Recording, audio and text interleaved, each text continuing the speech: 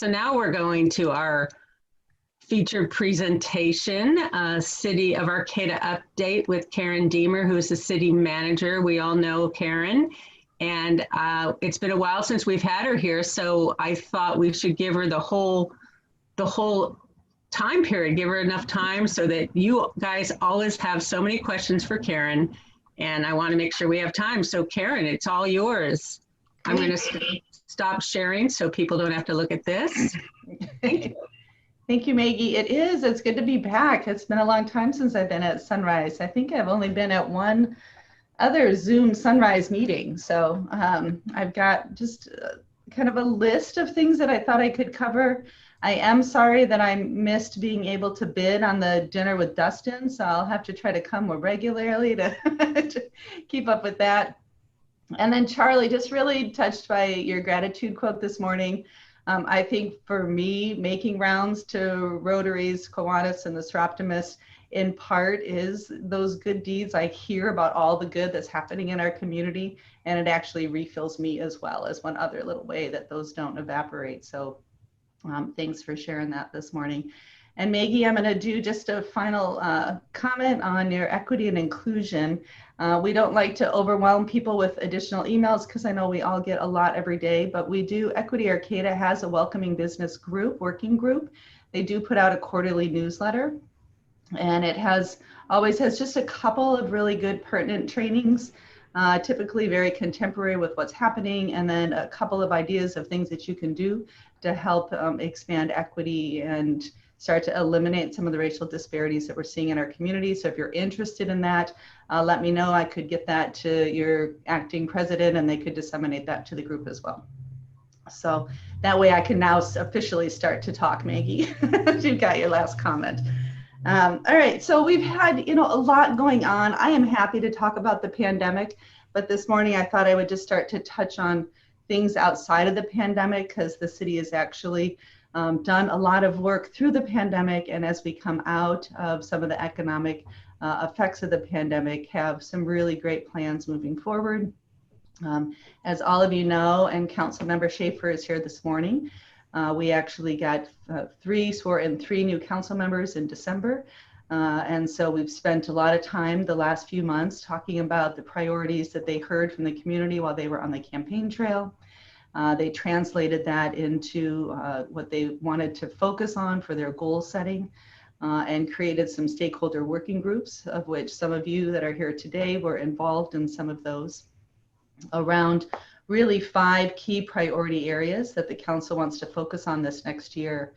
And their first, sort of by the numbers, I guess I'd say, their very first top priority was to develop a 2 to 3 year homelessness reduction strategy, a framework for the city to identify some of those real benchmarks to continue to shelter and to provide. Nice. You want an egg to go with that? Oh, it's already ready to go. Steve, I definitely want an egg. So sign me up for the egg, and Maggie still wants coffee. So we're Sounds great. Yeah. So as I was saying, their number 1 priority is around additional services for those experiencing homelessness currently in Arcata.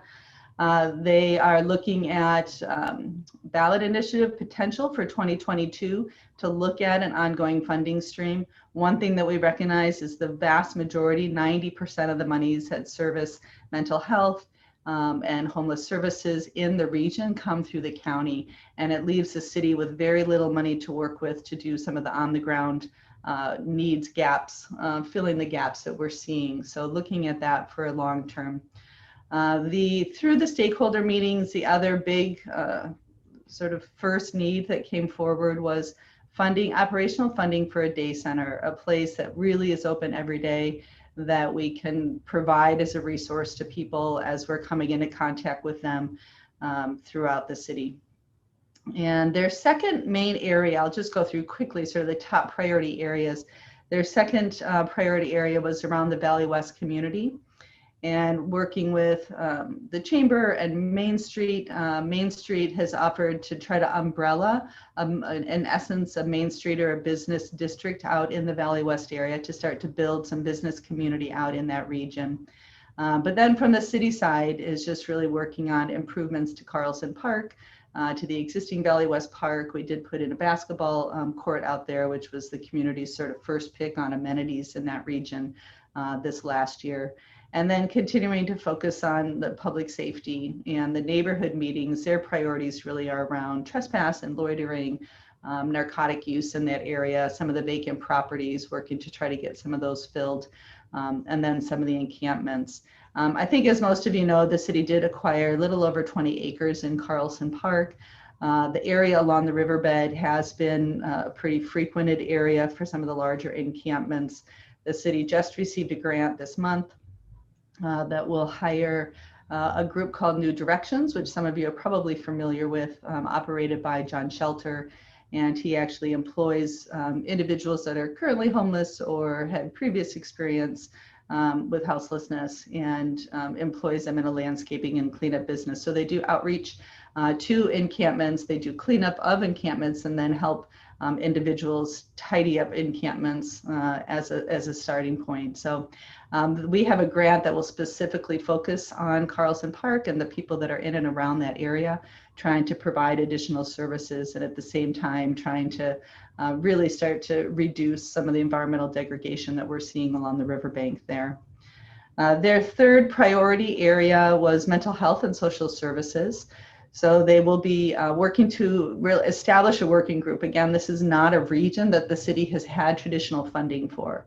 So as an initial step would be to try to come together on a monthly basis with social service professionals and mental health professionals, trying to create a collaborative space to grow these services in Arcata. So it may not be that the city can hire staff to provide all of those services, but do we have a facility space, an office space that could be used as an access point for a county staff member or a nonprofit to come in and work more tightly in Arcata?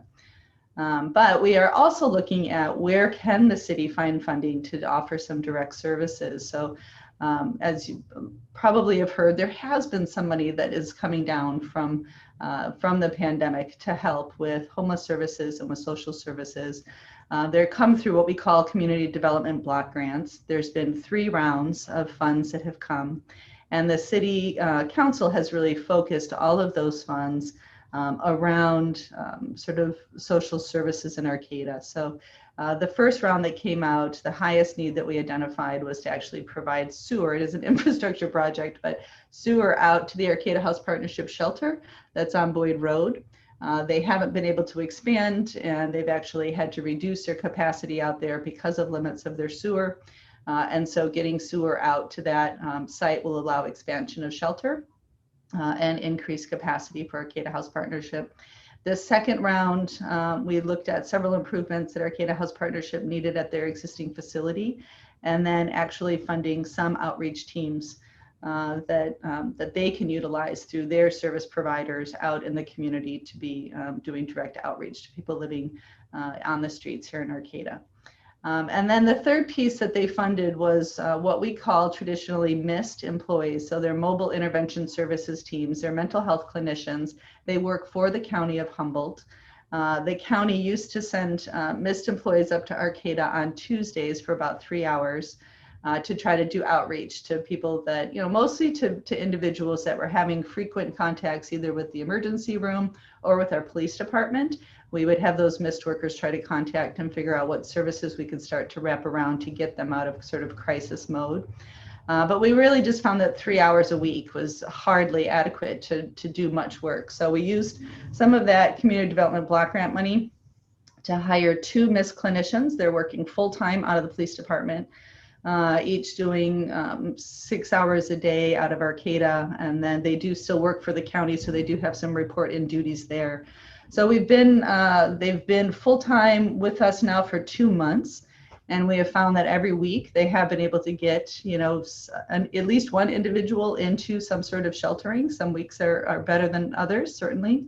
But every week they're also getting individuals connected with direct services. So for us, we have huge resource cards that our outreach workers and our police department use, but we really are not connected into the county services like those that actually work for the county. And we don't have access to the county databases, which have a lot of rules and HIPAA regulations around them. So to have these two missed workers that actually can tie directly into county services and get people directly into those services has just been tremendous. So we're piloting that. Along those same lines, I'll just transition because it ties in a bit. The police department has been working on, what does reform look like for the Arcata community? And they've been working predominantly through, we have a public safety committee, so just a group of residents that come together to work specifically on public safety in Arcata. And they've had two subgroups that are actively working this year around reform areas. And one of those areas is how do we ultimately staff the police department and looking at alternative types of staffing. And they're still in their research phase. So if folks have ideas, please reach out to them. But in their interim report to the council just this last week, right now, they do seem to be circling in on increasing sort of that missed component as opposed to, other types of staff that might be on the street. So really looking at right now, we have Monday through Friday, 6 hours a day, but they're, I think we'll be making a recommendation that we try to find a way to fund 24-hour, 7-day-a-week coverage from a mental health clinician that would be on site to go out on any call that would have a mental health component or a crisis level component. And then the other piece, so while I'm on public safety committee, their other component on police reform efforts is to do a real hard look at police oversight boards. There are a lot of legal rules and regulations around that, but a police oversight board in essence is a resident or publicly led process by which the community looks at complaints against officer behavior and officer action. So there are several models. There's lots of new models that have been developed even just in the last year, as you might anticipate. And so they're working through that, and we'll be making a recommendation to the council as well. All right, before I lose sight, I do want to just go back and talk about just so you know, sort of the other three core areas that the council is focusing on. Infrastructure is their fourth area, and really focused on a few areas around the plaza. And we have a lot of recommendations that I think I did talk to this group about a long time ago, coming out of the Plaza Improvement Task Force. But the other area is really these corridors between the university and the city. So coming over the footbridge as being a primary area of focus for us this year, and then corridors around G and H Street and then D Street, those corridors kind of coming from the university into the downtown. So I'm sure you've all heard that the HSU bookstore will be moving to downtown. So that's sort of the corridor terminus between the campus and the bookstore that we're working on. The council's next area was on economic recovery. As you might anticipate, you've all seen that we've had many businesses that have been hit very hard by the pandemic. We've had a few businesses that have actually fared very well during the pandemic, but for the most part, it's been a very trying year. So working with areas of how the city can support businesses in reopening and regaining customer service. And so those are sort of their main areas. They've got lots of other small goals, but I'll answer questions before I do that. There were a few other things that I just wanted to touch on though. We've got two major development projects that are happening, so I maybe will just try to share my screen quick just to give you a little reference point as you hear about them. Right now under construction is what we call the 30th Street Subdivision. This is a subdivision, so just to orient, this is Highway 101. This is Arcata High, so coming north of that, Spear Avenue. Right here, this is Janes Creek Meadows subdivision.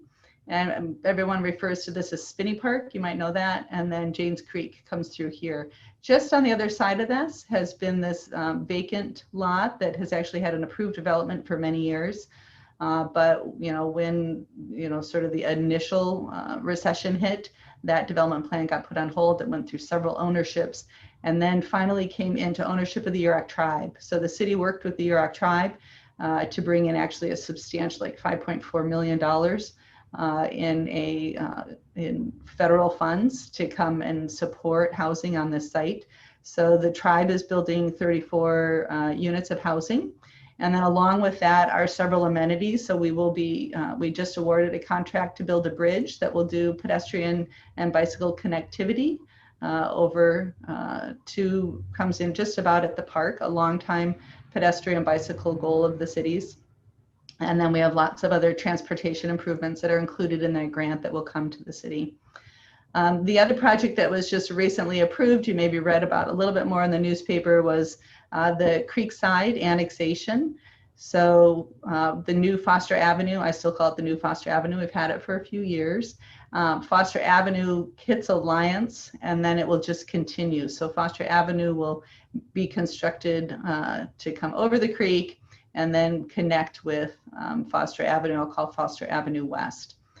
So it's this property here. It's been owned by Danco for a long time. It's been slated for development in the city's general plan for over 20 years, and recently was just annexed into the city. You maybe heard that LAFCO, there was quite a bit of controversy around LAFCO having interest in annexing additional lands.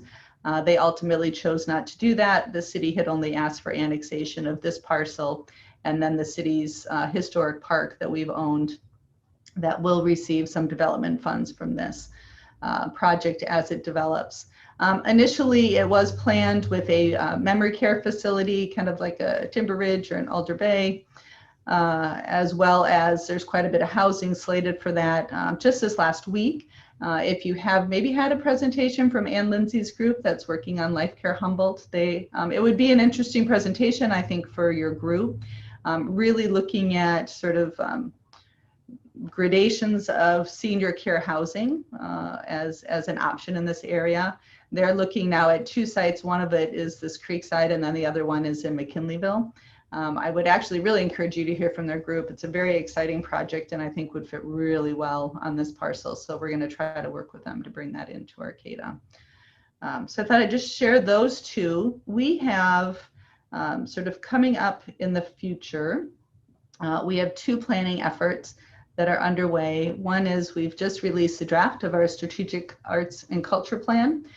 So if you're interested in the arts in Arcata, do jump on cityofarcata.org and take a look at that. We're still doing a lot of public visioning and listening around the arts plan before it's hoping to get before the council probably in July or August of this year. And then we are embarking on, so the city's general plan is called the General Plan 2020. It's been such an awesome document that we've been able to use it well into 2021 now. And in a lot of cases, we've had, you know, folks just say, just put 2030 on it and it's still good. But in fact, there are some things that are outdated in that planning effort around infill and kind of strategic development for the community. So we do have a very large effort around visioning for the future. And so there will be quite a bit if you're interested in the built environment and what infill looks like and how we in the future zone Arcata areas that have vacant and underutilized parcels in the interest of increasing housing and increasing economic opportunities for businesses. Please do reach out. We've got a lot of engagement opportunities and we're actually creating kind of a meeting in a box that, you know, you guys could hold yourself with a Rotary meeting. We're going to trial that actually with our Equity Arcata group. They're going to be our kind of trialing our meeting in a box to see what works and what doesn't. So hopefully we'll have that streamlined and ready to go for this group to do your own bit of visioning around what Arcata should look like in the future. I really do hope that Bob Johnson shares with us what he is building at some point because it's fascinating. He's getting something ready for his birthday, I think. He's doing his workout. I am at work. I'm building shutter frames today. I've got a busy day, so. Okay. All right. I'm going to stop just because I think you guys are done at 8, right? Yes. Okay. And you want to take a few questions? I would love to, and I'm happy to stay if people have to jump off, but I could certainly stay a few more minutes too. Okay. So I saw Charlie, I saw your hand. Let's start with you. Go ahead. Hi, Karen. I'm interested in how the city plans to support financially the additional infrastructure that's going to be needed for the infill. Well, all of you are already feeling that. So we have instituted starting actually last July, so almost a year ago, 5-year rate structures around water and sewer. And you will continue to see increases for the next 4 years. But in that package is the entire revitalization of our wastewater treatment plant. To that end, the council actually just awarded the purchase. We're moving from chlorine disinfection to UV disinfection. You've maybe heard about this in the past. We just purchased that unit on Wednesday night. So we have full rehab of the treatment plant. Also in that package on the water side is substantial rehab in our collection system, our water distribution system, and additional water storage tanks. So we will be poised from an infrastructure standpoint to handle the development. You know, I think it really is what we have found with like significant projects that came forward, like the Village, and I see Craig asked a question about Craftsman Mall site. So, you know, we had a substantial housing development that came forward on the Craftsman Mall site. It was too much for the council to support with the neighborhood concerns around it. So I think the lesson from that project was we need this community visioning first. We need to decide where are we going to support infill and density, and where do we have to keep things at lower levels so that developers know coming in, I'm going to be successful if I propose this kind of density, or I can pencil out a project at this lower density. So I'm going to go in this space where the community has already said they would support, you know, this type of mixed use that I'm interested in, as opposed to just having projects come forward that then the community is reacting to. But from an infrastructure standpoint, with the exception of, you know, things are changing in transportation, right? And there is no money really to build new roads. Like I say, Foster Avenue might be the last new big road that we build. So cars are going to get slower, things are going to get more congested. We're going to continue to work on ways to increase our bus service and to increase pedestrian and bicycle infrastructure to support moving around the city outside of single vehicle cars. And then as far as police and fire? As far as police and fire, you know, policing is going to be a challenge. Fire is its own district. And I actually think with their recent, you know, tax measure, they should sit okay, right? So, you know, it depends on the big thing for fire, and Randy might have additional ideas on this, but is height, right? So, you know, if Arcata really starts looking at something above 4 stories, then that's a whole different set of apparatus for Arcata Fire. So I think it's just, you know, keeping in contact with them from an equipment standpoint, but from a capacity standpoint, I think they're in good shape. Policing, you know, I think there's a sense that there's never enough policing, and then, you know, there's concerns overall nationwide around the structure of policing. So that's something that we'll just have to grow over time. We don't have long-term funding strategies to match that yet. So it's 8 o'clock, and I know there are more questions, and I know Karen is willing to stay on for a few minutes to answer those, but I do want to let people know officially that the meeting, if you need to go, you will not be penalized. So I saw, bye guys, I saw a hand. It was Ian, I think. Ian, did you have your hand up? No, I'm set. Thanks. Okay. Any other questions then for Karen? I saw a quick question on electric buses. Yes, we do have actually funding between the downtown project and the 30th Street project and some grant funding. So we will be purchasing 2 electric buses this year. Well, Karen, we want to thank you, and we're in appreciation. We will be making a donation to Tri-County Independent Living. I also wanted to share this with you all, that they say we can have indoor gatherings of vaccinated people without issues. I personally don't know anybody without issues. Here's a picture of me. One of the major issues, at one point I was a ghost, but I've come back now, and I'm back in my body. But so wanted to share that and wish everyone a great weekend. Karen, let's see if there's any more questions for you. It looks like there might be a few. Anybody? Yes, John. Karen, is the graphic that you used with upcoming projects available on the website?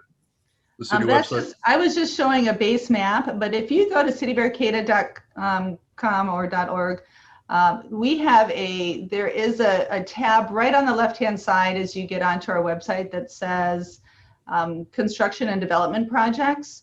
If you click on that and you get to major development projects, there are details about the 30th Street project, and there is actually a map of all of the current major development projects. The Open Door Clinic, we've approved plans for the new construction of the Open Door Clinic, the Isaacson's affordable project here in the downtown area, Creekside, and then we do have information about the fiber installation project. So yeah, I mean, there's a ton happening as we come out of the pandemic in Arcata. Thank you. Anybody else? And of course, we all know where to find Karen if we have questions. I'm sure she will answer. Karen, we really do appreciate you coming and spending the time with us and catching us up. We have had Life Care talk to us eons ago, so it might be worth, because I know they keep moving forward and they are looking at that property. I heard that also. So that'd be really exciting if that could happen in Arcata. So thank you, everybody. Have a great weekend and take good care. I will see you remotely. You won't know it. I won't be home here next week. I will be running the meeting from my mother's house. So hopefully that all works out. If not, just talk among yourselves. It'll be fine. All right. Thanks, everyone. Take good care.